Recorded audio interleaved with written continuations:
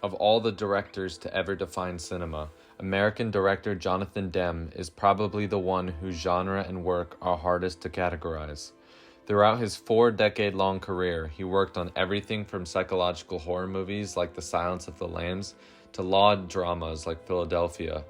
He is best known for his ability to blend character-driven narratives with social commentary, and his films often explore themes of identity, isolation, and human connection through Demme's use of non-diegetic music, close-up shots, tension, and dialogue.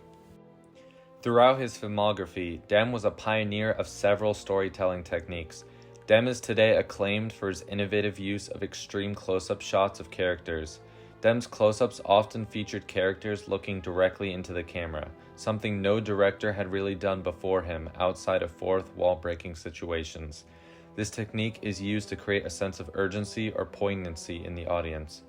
Demme was also excellent at using dialogue that accurately captured his characters' personalities and worldview, and adapting that personality into the context of each scene, which creates very believable and captivating dialogue. Demme was also great at making tense scenes, especially in The Silence of the Lambs, where it feels like the audience is in as much danger as is the protagonist. He often does this by using antecedents, where the audience is previously introduced to an obstacle and is shown its apparent risk or danger, and then the protagonist is then faced with that same obstacle. This, combined with Demme's dialogue, helped create some of the most haunting and nerve-wracking situations in all of cinema. If Demme's use of close-up shots, tension, and dialogue were a cake, then Demme's non-diegetic music would be the icing on top. The non-diegetic music in both Silence of the Lambs and Philadelphia emphasized the personal struggles and obstacles that each protagonist faced, and the music often fits so well that it sometimes even feels like the scene was molded around the music instead of the other way around.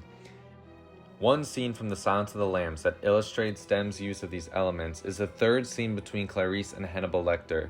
This scene serves to introduce the desires of each character, with Clarice wanting Dr. Lecter to help her find Buffalo Bill and offering Dr. Lecter a transfer to a better prison facility. Lecter says he'll only do it if he receives information about Clarice's most terrible memories. This creates tension since it would mean giving very personal information to a sophisticated, manipulative serial killer that would put her at risk if Lecter ever escaped in the future. Lecter then emphasizes that Clarice has limited time to save Catherine from Buffalo Bill, and if she chooses to reject his proposal, she may be too late to save her, further increasing the stakes. Clarice caves in and tells Lecter about the death of her father when she was a child. Lecter half-heartedly upholds his end of the bargain, but uses vague language about Buffalo Bill, and refuses to elaborate unless Clarice continues to give him more information. Clarice reluctantly agrees and tells Lecter about when she ran away from a relative's ranch, after which Lecter is finally satisfied and rewards Clarice with information about where Buffalo Bill could strike next. This scene uses close-up and extreme close-up shots to contrast the stern but animated Clarice with the cold, almost soulless demeanor of Lecter.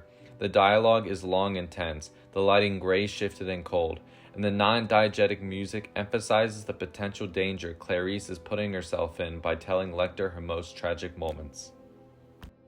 Many people find the filmography of Jonathan Demme somewhat strange and perplexing.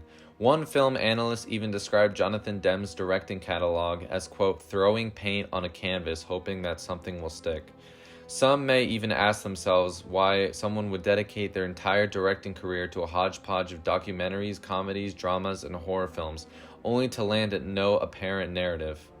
This, however, misses the goal of Demme's movies, which is to highlight the experience of the individual through an empathetic lens.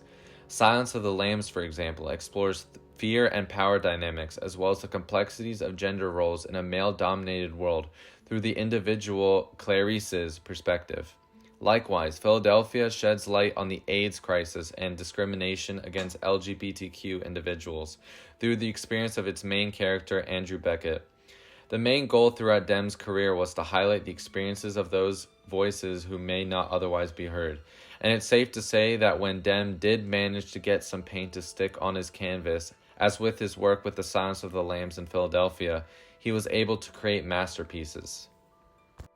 Overall, in my opinion, Jonathan Demme's legacy is multifaceted. He was not only a masterful director, but also a passionate advocate for the marginalized voices in society. His work continues to inspire filmmakers and audiences alike, demonstrating the power of cinema as a tool for empathy and social change. Through his distinctive vision and unwavering commitment to storytelling, Dem reshaped the cinematic landscape, leaving behind a series of films that resonate deeply with viewers. Through his distinctive cinematography, Dem created an unmatched connection between his characters and the audience, allowing a true sense of empathy and compassion to blossom.